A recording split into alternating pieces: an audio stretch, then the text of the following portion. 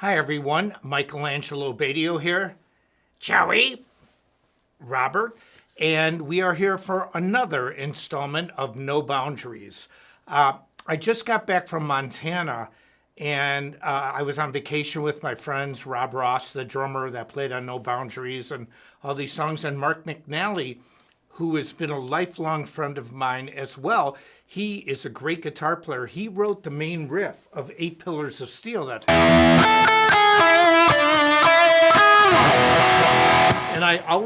we've had that riff forever.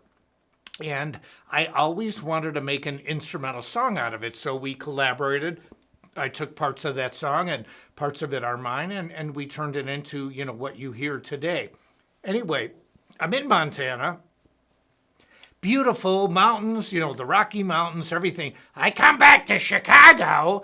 There are wildfires in Canada. Chicago only has the worst air on planet Earth. So if my voice sounds a little hoarse, I've had the windows shut in my house. I put the AC on. I'm not sure if that was a good idea or not, but I figured it's too hot in the house without it on.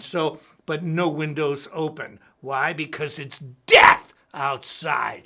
Anyway, so talk about death metal. If I went outside to play, the live stream would end a little early today. Now, I want to, I see Nick online. You said in Florida, it's too hot to go outside right now. I don't know if you were at the show, Nick. I did a clinic in Florida. This is a long time ago, over 10 years ago.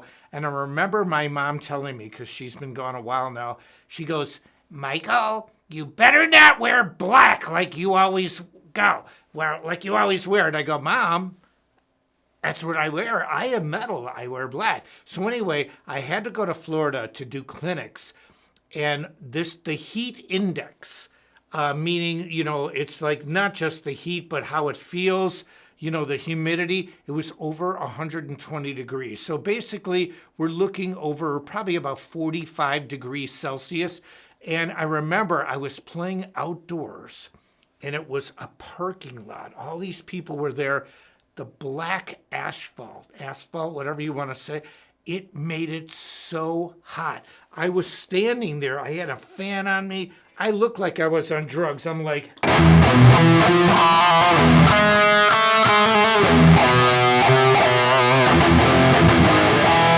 I'm playing these songs.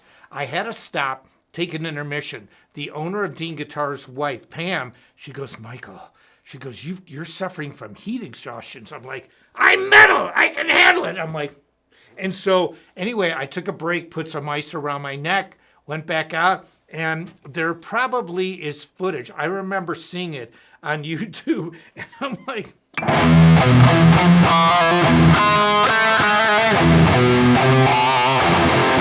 I looked like I was drugged, and I wasn't. It was so hot, and I remember my mom telling me, I told you not to wear black, and those big Harley boots you wear, you shouldn't have worn that. You should have worn shorts. They should have been light colors. And I'm like, Mom always knows. What can I say? And I wish I had it to do all over again. But Nick writes, I think I was at that show. Yeah, the grand opening. That's right. You were at that. It was just unbelievable. Anyway, hi, Nick. How are you? Nick's been a great friend for a long time, and he's got a double guitar, too. He's a really great guitarist. Great graphics. If you saw my Intermezzo CD, that's Nick that did all the graphics, and he's just been a good friend over the years and did a lot of work for Mace Records for me. Let's see who else. Greg, John, Peter, Britton. John, you did a great... fan art of me. I posted it on Instagram as well. You did a great job. Thanks. Let's see. I don't know how to pronounce that name. Elius? Elias? I don't know. But sorry about that. But thank you for coming on. Juan, there's a lot of people online now. But anyway, I am playing one of the Sawtooth guitars. This is a relic. It's a heritage series, and it's relic. And I mean, this guitar rocks. Adam has played this before when we last jammed.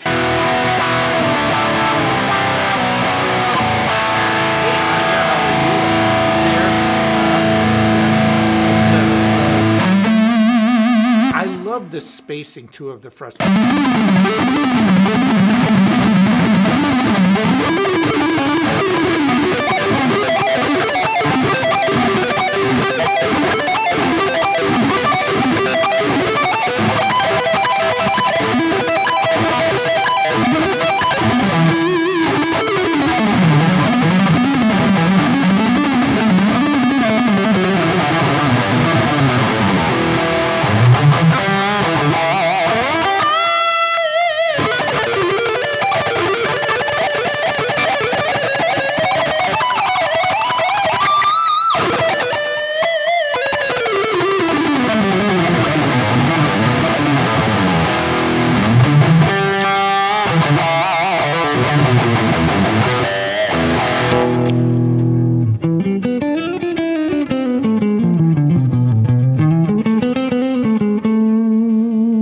From Joe Pass's book. Somebody wrote, please play some Joe Pass style. Now here's the thing, if I've learned anything about music and about a career in music, this is what I've learned. Everybody wants you to play something different.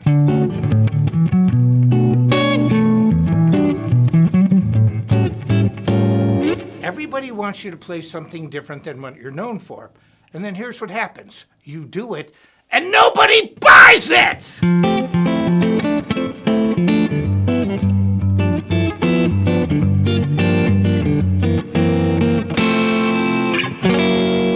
On Joe Pass's book, I actually talked to Joe Pass before he passed away. Mr. Pass passed away a long time ago, but he did. I studied his book, and there was a really cool riff, like, and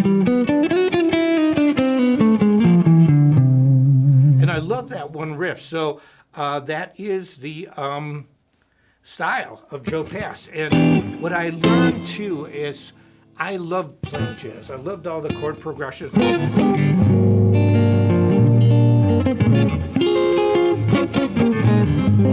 And I learned so many things, but my heart is in metal.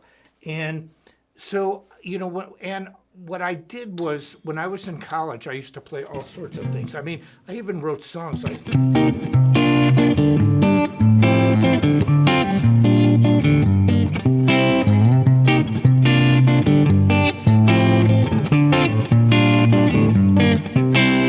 And I was confused, but I'm known as a metal guitar player, especially, being the guitarist in Manowar. I love it. There's something about just going. I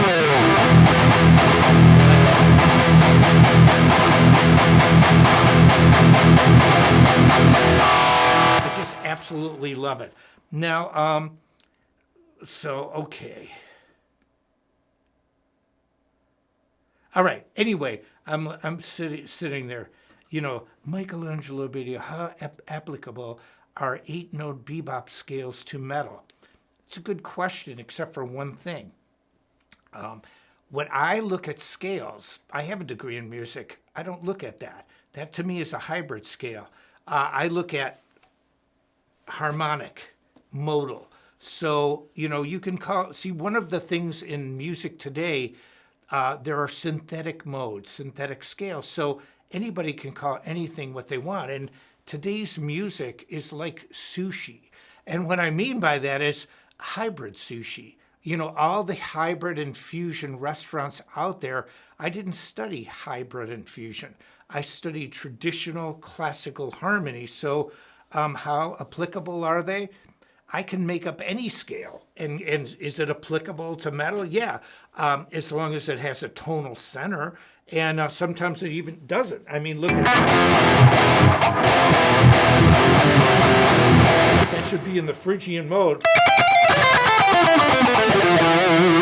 it's got a G. Now, Marty Friedman or Dave Mustaine does not play in that. They play the blues scale, and they use variations of that. So harmonically, it's not really correct, or technically it's not correct, but it sounds amazing. So anyway, let's see. Is that a Sawtooth amp I'm playing? Yes. Samuel says, lifelong Manowar fan, you are so welcome. I love playing in Manowar. I truly do. I think Joey's a genius. And the music, I mean, every time I listen to a song from the past that I wasn't as familiar with, I just go, God, I mean, there's so many great songs, even songs that Manowar doesn't play that much, like, oh, man, play on 10, or Mountains. I mean, these are fantastics. Or Guyana. I knew a Diana. And, when I hear Eric sing that, it's just pretty amazing, too. It's just fantastic. But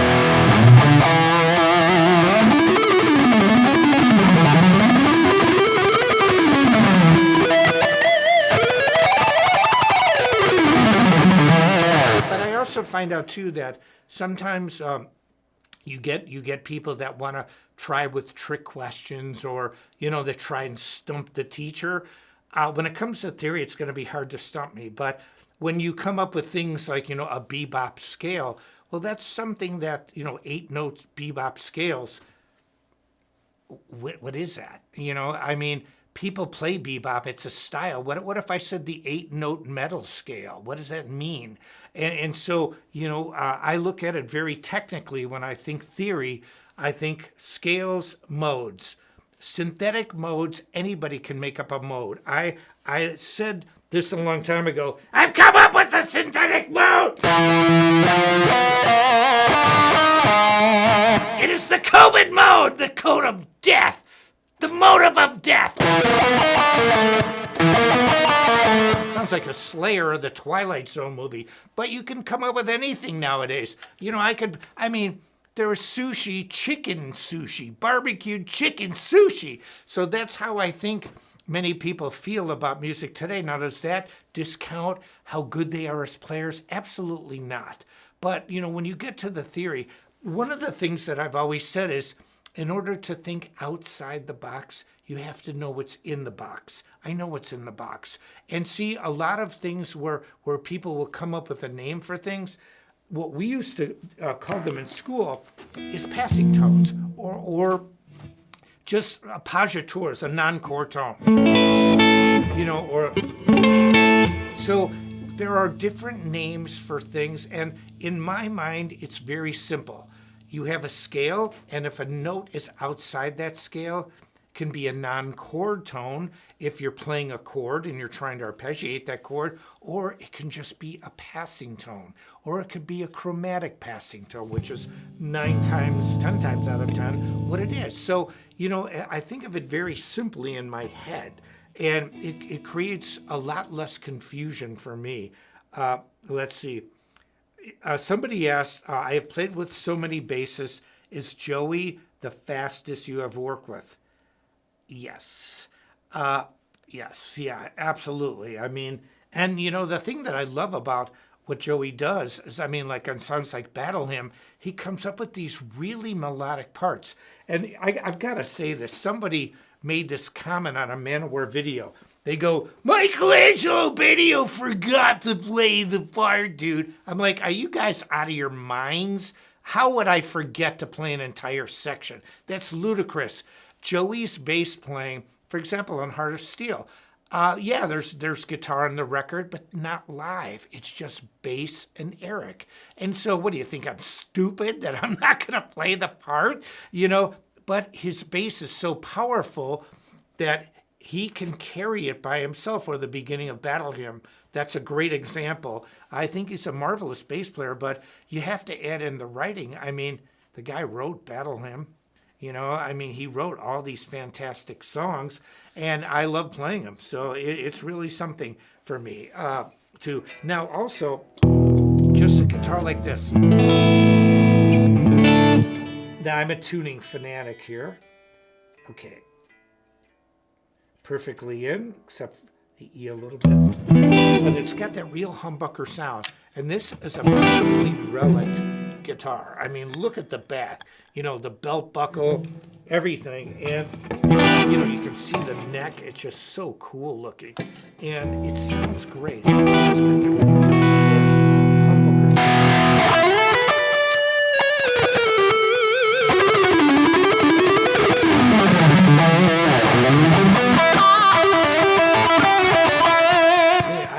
A good question here, because I really want to take your questions today.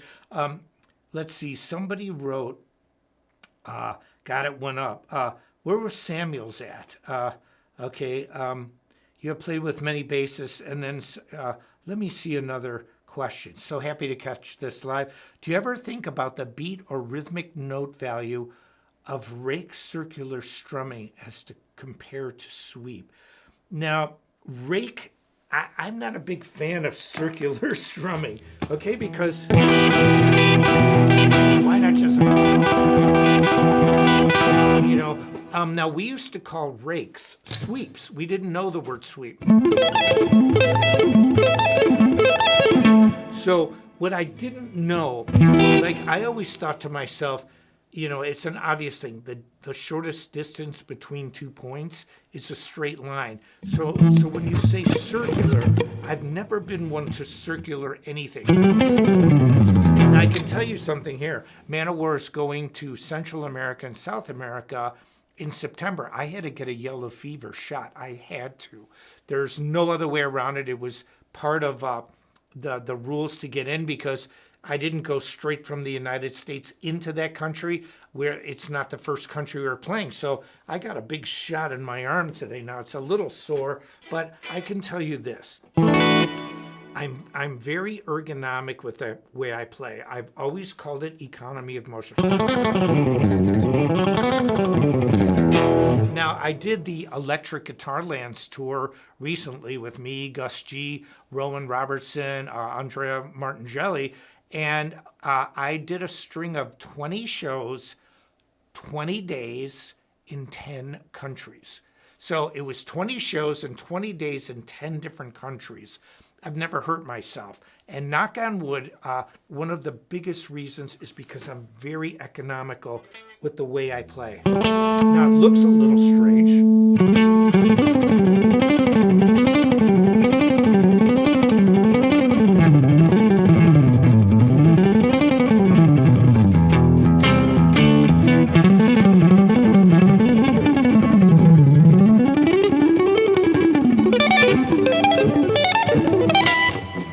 But this Sawtooth guitar is great. But see, when I play like this, it's a clean guitar sound.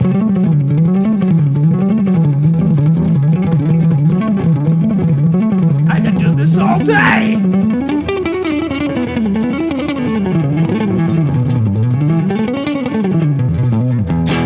And so what I can do is, because I don't think about the circular motion, I think more straight up and down. Whether it's, now we used to call sweeps rakes. So when I think of this, okay, there's a good question, Teddy. I'm gonna answer that one. But anyway, it's economical, and my speed kills and all my metal method programs talk about this. I'm living proof that it works. I've been on tour almost all year, and no problems, nothing. The worst I have is my voice because of the air quality in Chicago. Thank you, Canada. And so, but anyway, it's not Canada's fault. I mean, what are you going to do? Wildfires? But it shows how interdependent we are as a planet. I mean, something happens in China weather-wise, it wafts over, or Japan, or, it's just the way we live. Now, here's the question. This is a really good one. How does your gear playing with Manowar differ from when you play solo shows, other than the amount of amps you would bring? Let's see. Now, one of the things that is hugely different, Denny, is when I play solo, I've never played really loud. I don't like to play super loud as a rule. So, and when you're playing the background tracks, obviously, all the years I've done that, there's no pre-recorded fast guitar or any fast leads, or else I would have been busted a long time ago. It's all real. And so, but what I did was, I have the monitor coming at me. I don't need my amps that loud. I let the PA do the work. Manowar's different. First of all, Manowar is in the Guinness Book of World Records, or they were, as the loudest band on planet Earth. And I'm not even sure Guinness will put that in the book, because they probably think we don't want people to hurt their ears, or, they'll figure out some bizarre way of twisting things. But the bottom line is, they are the absolute loudest band ever on this planet. And another thing is, Joey has designed power amps that you wouldn't believe. Backstage at a Manowar show, and I'm not exaggerating when I say this, it looks like NASA. I mean, the computer setup, I just walk backstage and we don't film it or anything. It's so incredibly high tech. But I can tell you this, we call it war volume. 7,000 watts on my guitar rig of death. Try to control that bad boy, and we do. Try to just go something simple like...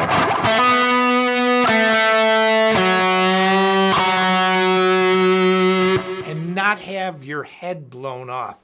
When I first went to a Manowar rehearsal, the very first one, I walk in the rehearsal studio, which is mega. It's bigger than most big concert clubs.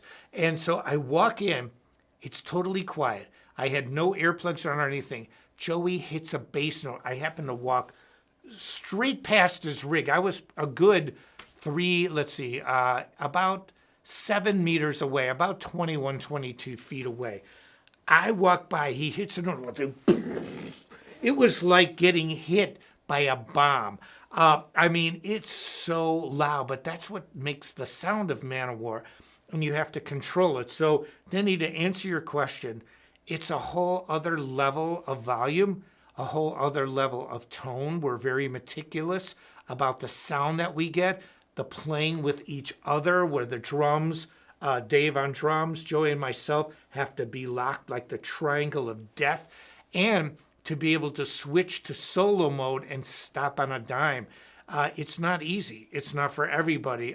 It's very difficult just to control the sound, let alone be able to play good.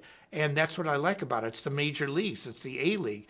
And so it's a hugely different environment than a solo show or a normal show or an instrumental guitar show. Anyway, let's see. Now, hey, Adam, you do wonderful work on the sound and video from Michelangelo Video. Hey, Adam gets some kudos here. Somebody wrote, Chris, that do I ever get tinnitus? No. I've played at a soft volume for a lot of my life, but I'll tell you this. I played with so many world-class great drummers. When I started playing like with the Ray Luciers from Korn and Carmine Appice and his brother Vinny Appice, these drummers hit harder than you can believe. Sean Drover, that played with Megadeth, Chris Adler, who played with Megadeth. I played with all these guys, and they have one common denominator. Virgil Donati is another one. They play so loud. They hit those drums whack. And Joe Fuco, the owner of Sawtooth, is a fantastic drummer. He's right up there. He hits harder than you can imagine. It's a sound that pro drummers make that the amateurs just don't know. It's really hard to, I can hear a drummer that's not grooving in 10 seconds. But when you hear one that does, especially in rock and metal, they just hit so incredibly hard because they give it the snap of the wrist. They're not arm drummers, they're wrist drummers. And it's like when I play myself.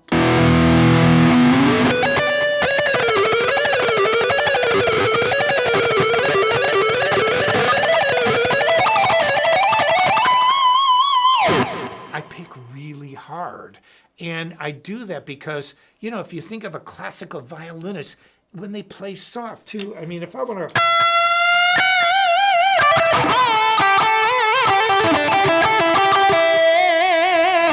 When you want to play hard, because hard elicits, it gets the best sound out of your instrument, and you're less likely to go way out of tune. What happens is a lot of times when people get older, they lose hand strength.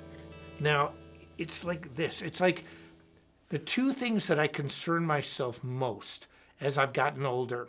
Obviously, you want to stay healthy, but there's a lot of nuances involved. But hand strength to be able to play aggressively, and leg strength to be able to be mobile and run around on stage. But this hand strength is really important because, have you ever heard singers when they were younger, they're really powerful, and then when they get older, they sound wispy and, they don't have the volume or the presence or the girth in their voice that they had.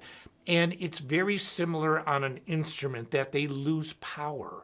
And so if you can remain and retain the power in your hands, I'll give you a great example. Clench, make a fist. Just go like this and hard. If you can do that, you apply that to your instrument, you apply that to life. If you don't lose hand strength, then you have a great chance of sounding fantastic as you're older than you do when you're younger. And that's why, I've been on, like, for example, the Jared Dines video. I was the oldest player on there, but nobody out really shredded me. And it's because I'm so familiar with what you have to do. And I tour so much. I played a lot of shows this year in a lot of different countries. It doesn't bother me because I have really good technique and I practice what I preach with the Metal Method programs. I live, when I tell you something, I don't just talk to you and say, do as I say, not as I do. I tell you what I do and you make up your own mind. But what I do works because the methodology is correct. Okay, let's see. Should I play a lick from slow to fast and then to the next lick, or licks from slow to fast? Now, when somebody, said they have the Speed Kills lessons, how should they practice? What my advice is to play as different as you can. Sometimes play it slow. To fast, go.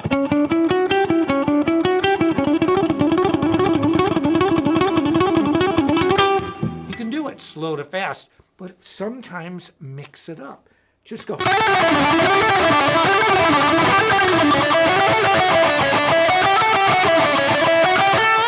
it's like muscle memory with working out.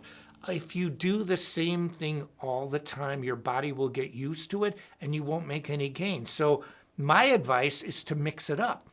I always start when I play with exercises, simple ones.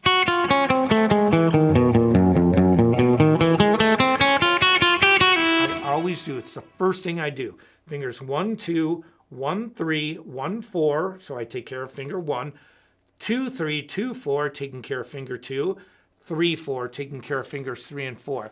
The reason I never play really fast to warm up because it's like a triangle. I've talked about this. It's your fretboard hand, your picking hand, and your mind. And once you sync up all three, and a lot of times I'll use a clean sound, sometimes overdrive, because when you're playing with an overdriven sound and you're playing slow, you have to control a lot of things. And this is, again, when I defer to Manowar, that you have to make it clean. Strings want to ring out, they want to resonate, they want to feed back. You've got to control this. So there's nothing wrong with using an overdriven sound. Just go. I practice about this fast when I warm up.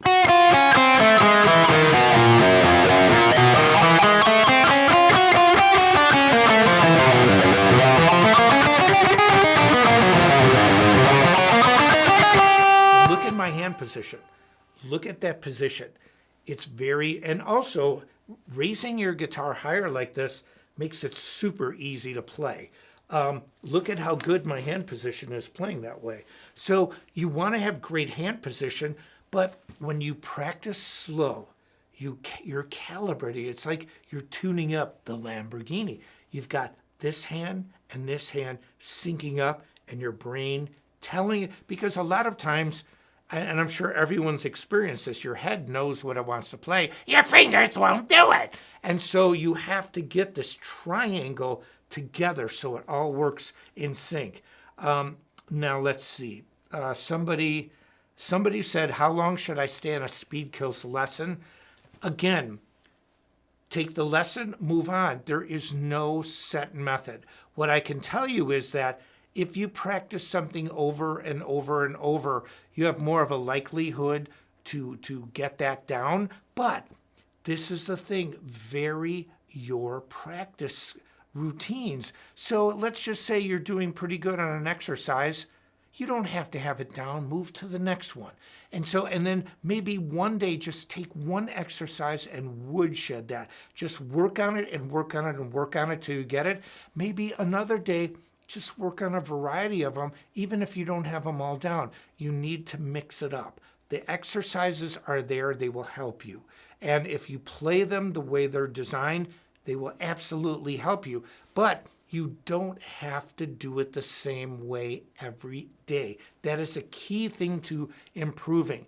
Once I do the warm-up to calibrate my hands, that's what you should do. First, start with the warm-up. Then work on music, work on exercises and music. I have a whole regime that I've showed you where I start with drum beats at 185, then I go to 190, and I play 16th notes. It's really, when you hear these numbers, I did a Charlie, Christian solo at 300 BPM, but they're playing eighth notes. That's 150 BPM with 16ths. Usually when you define speed, now it's not a written law, 16th notes. Try playing 300 on 16th notes. It's extremely difficult. Joey and I have done it. From Manowar, it's when you play at 200 BPM, that's Nitro's Freight Train solo, 16th notes. I can say I'm playing at 800 BPM, but they're whole notes. Wait.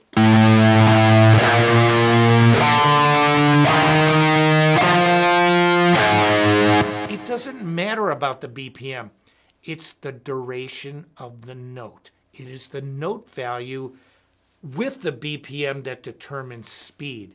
And this is something, you hear all the time, 300 BPM, 400, 500. Well, what is the note duration that you're playing? If it's 16th notes, you're flying. But if it's quarter notes, you're not. And or if it's eighth note triplets. It depends what BPM versus the value of note that you are playing to determine the speed. So anyway, that's what it is. Now let's see. Is there any other questions? Move it up, Adam, okay? In composing, okay, 80s style hard rock, can you move it up just a little bit? Upwards, not down. That's down. Okay, move it up. Okay, we lost it. It's something about doing 80s. Okay, there. 80s style hard rock song with the front, and I encountered this barrier. Yeah, you encounter that because if there's a riff that's too fast or it's in the shred zone and, people, it's not just the BPM, it's the note value, the duration of the note. Is it a whole note? Is it a half note? Is it a quarter note? Is it an eighth note? Is it a 16th note? See, because if you play 300 BPM at 16th notes, then you're playing 150 BPM at 32nd notes. There's no difference. And so, or 75 BPM at 64th notes. So it's not the BPM necessarily, it's the notes that you play within that BPM. So anyway, let's see. Now, anybody else here, what do you use as far as effects? Virtually nothing. I mean, I've got organ. I like a little bit of a delay. I run it through the effects loop. Now, when I put on the clean sound,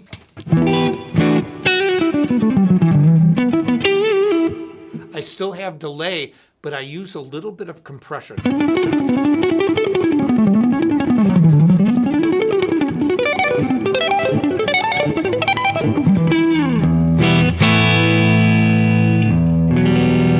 Somebody wrote, do women like your shreds? Tell us about your female fans.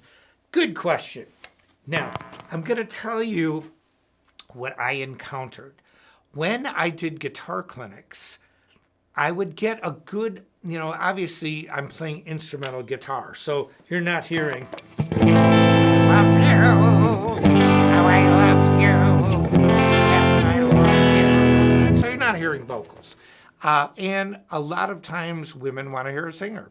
And so now I'm not trying to separate sexes or anything, but here's what I did find out. When I'm a good public speaker and I have a lot of funny ways to tell stories, and I did this in clinics and it really helped my public speaking. It's one of the reasons that I don't comment very often on my own page when somebody becomes a smart aleck or thinks they're funny, because humor is subjective. And when you read things that you think are funny, it's many times not funny to anybody else. I'm really good and I'm really fast on my feet when I read some of these things and I want to respond, and I could respond some really funny and unfortunately hurtful ways. And I don't, because first of all, it's not me, but I think of it. And it's just 30 years of public speaking has made me really quick on my feet. And so here's what I found out. All the years of doing clinics that were so successful, when I brought my solo show to the concert stage, always the agents would go, dude, it's not a clinic anymore, bro. You better just shut up and play. So I would just shut up.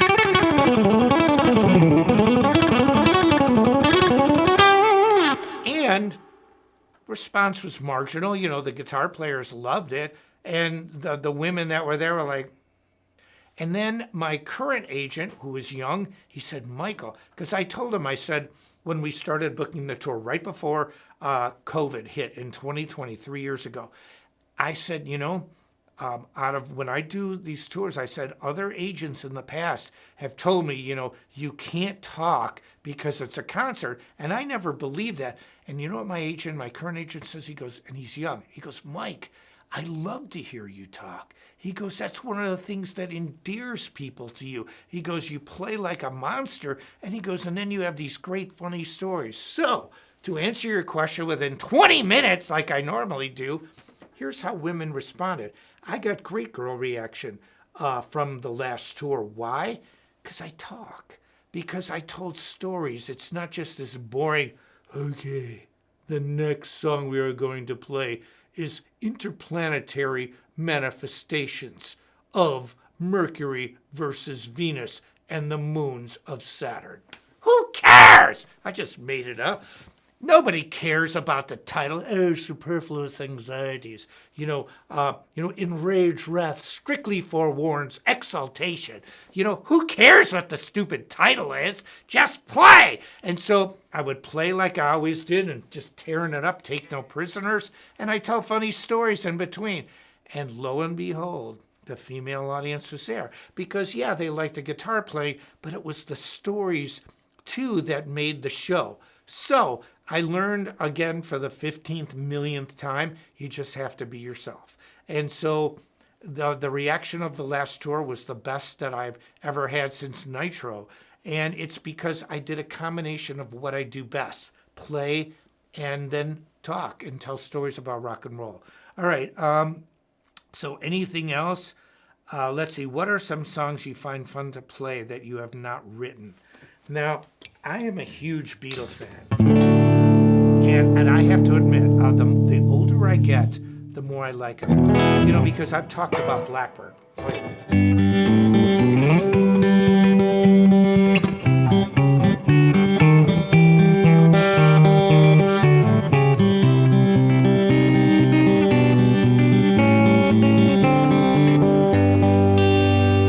When I first analyzed that, just this alone,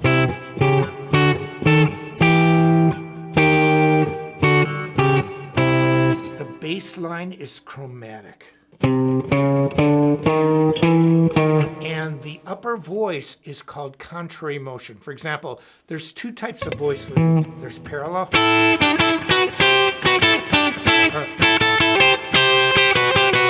So that's parallel voicing. Like, I am D'Artagnan from the Three Musketeers. There's contrary motion, where the upper and lower voices move contrary to each other, not always parallel. So when people ask, what songs do I play, that there's so many songs.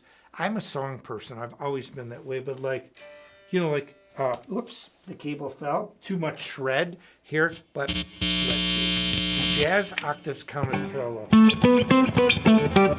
Yes, any kind of octaves. It doesn't have to be jazz. I mean, if you just go like...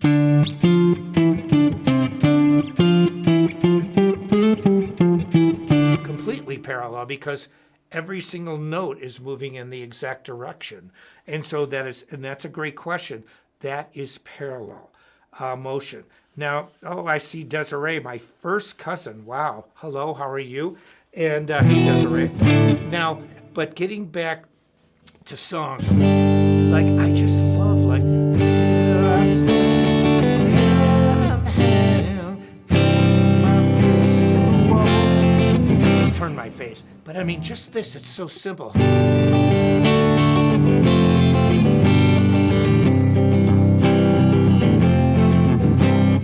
And when he goes like, here I stand, hand in hand, turn my face to the wall. She's gone, I can't go on, feel too small. I just love that. Or like Yesterday by the Beatles. I don't know if you know this, but it is in phrases of 7. Watch. Yesterday, all my troubles seem so far away. Now it looks as though they're here to stay. Oh, I believe in yesterday. 7. Who thinks of this stuff? I do, because I have a degree. And so, but I look at this and I mean, who would know this? You know, it's like when you hear old Pink Floyd.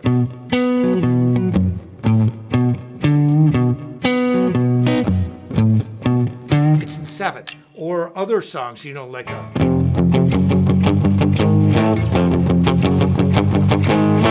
Alice in Chains. 7. Or like a Soundgarden.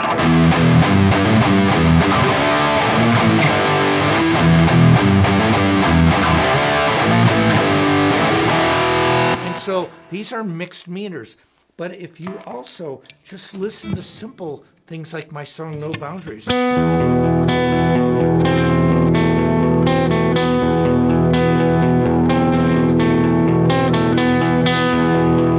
I use measures of 2s and 3s all the time.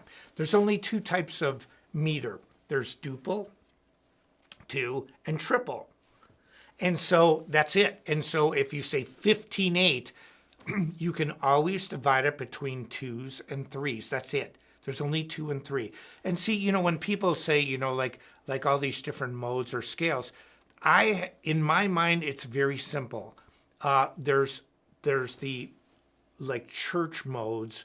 There are the accepted scales that have been around for centuries and variations of that. And so it's just like you can have the most intense time signature ever, but the beauty of it is that it can be counted with 2s and 3s. Sometimes it's only 3, sometimes it's only 2. 2 plus 2 is 4. 4 time. Duple meter, triple meter. And so that is divisible by metal. 2 plus 2, metal 4, minus metal 1. That's 3. And so if you know this going into it, there is no problem counting things out, because it's either going to be a 2 or a 3 or a combination. 5, 4, 3 and 2. It can be 2 plus 2 plus 1. I don't really think in ones. It's really not normal to do that, but you can. There's, you know, the thing about music is that there's really not a lot of rules, but the reason why certain things sound so good, like Blackbird, like this, why this sounds so good.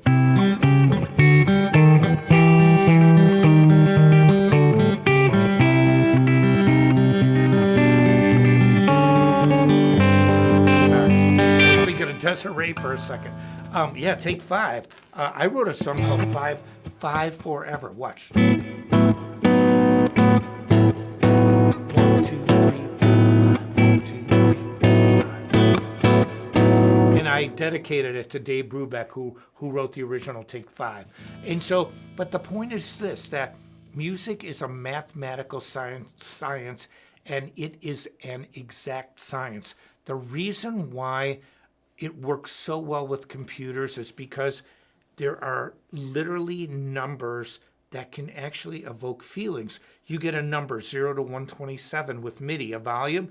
You can slow or speed up a tempo by BPM, beats per minute. You can move things and make them seem like there's a word in orchestra music called rubato, where you can stretch a measure and shrink it, like time to say goodbye, no, no, no, no, no, no. And so it's not time to say goodbye. It's too stiff. See, in orchestral music, the music has to flow. It has to breathe.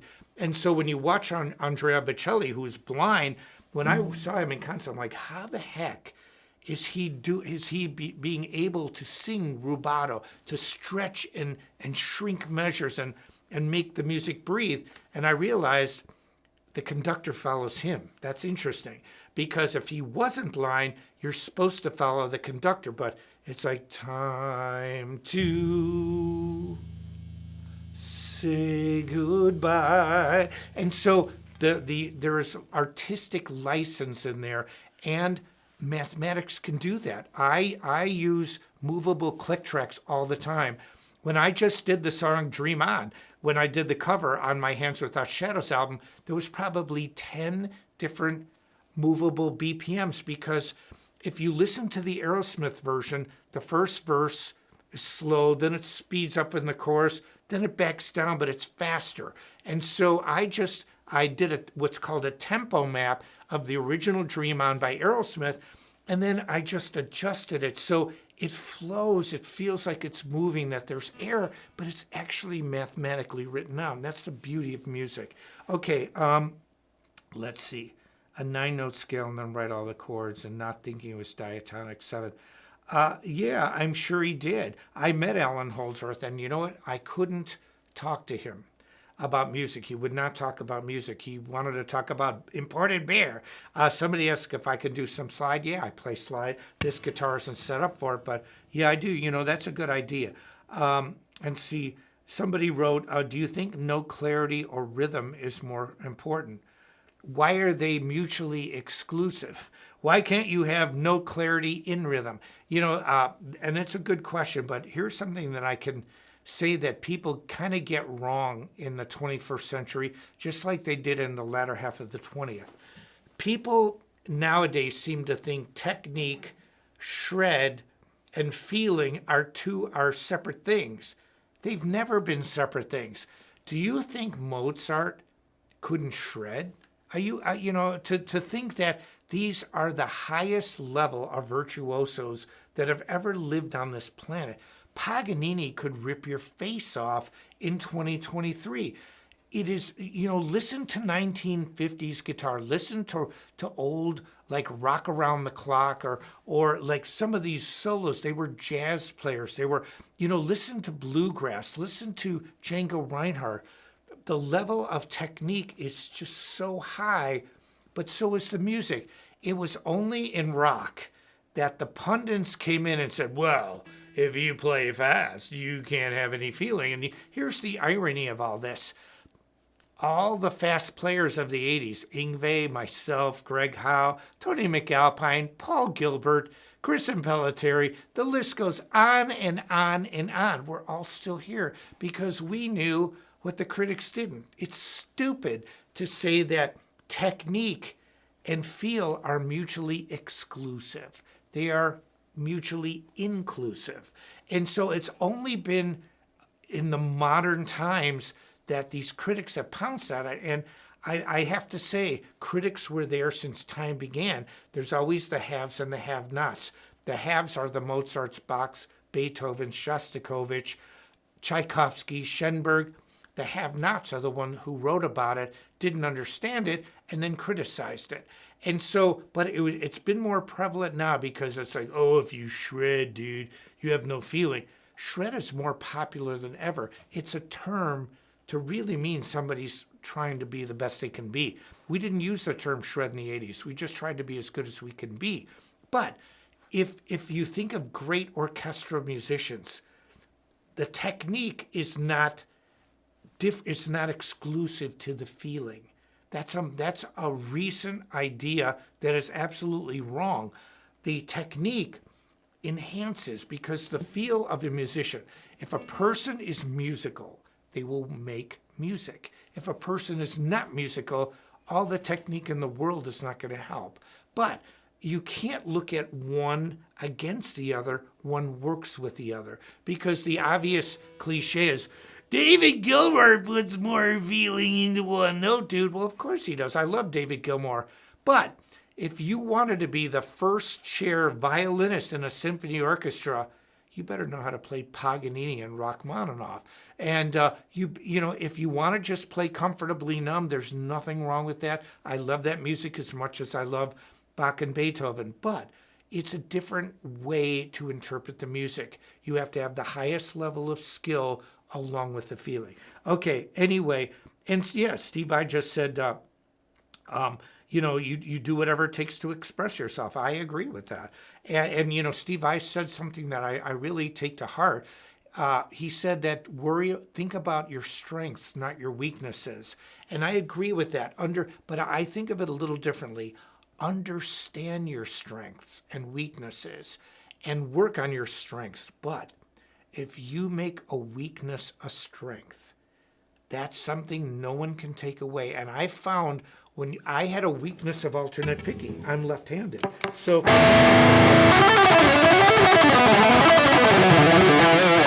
I couldn't do it. I was Mr. Legato because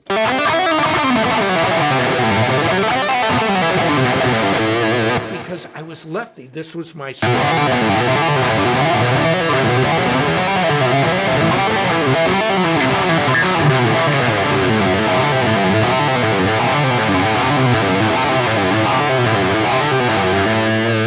So this was my strong hand.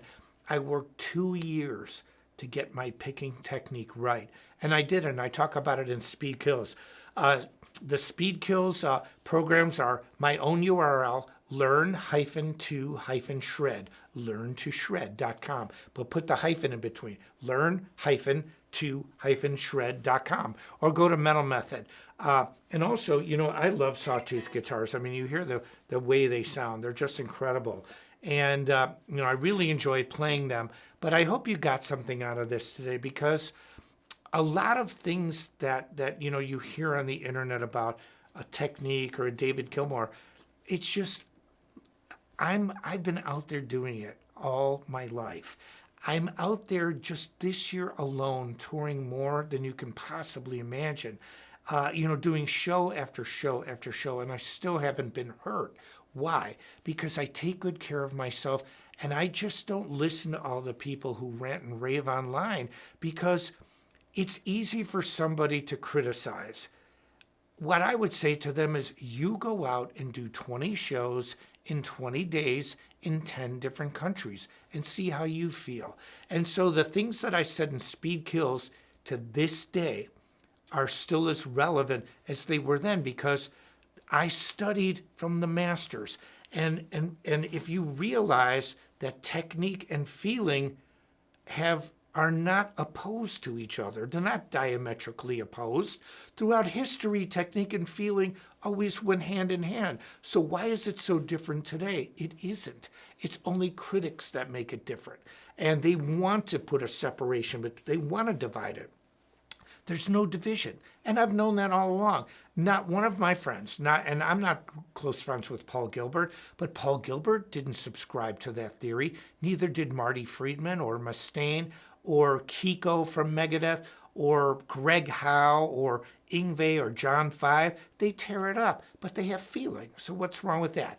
Anyway, I love Sawtooth guitars. This relic is amazing. I was going to play the acoustic, but when I saw some of the questions, I kind of got on a tangent here, but I will be here next week playing a lot more like we did the other week when Adam was here. We really devoted the whole show to playing, but I really appreciate all the support. Manowar's got a lot of shows coming up. We're doing a lot of recording, and I'll be in LA in a couple weeks autographing a lot of guitars. Thank you so much. I'm Michelangelo Badio. See ya.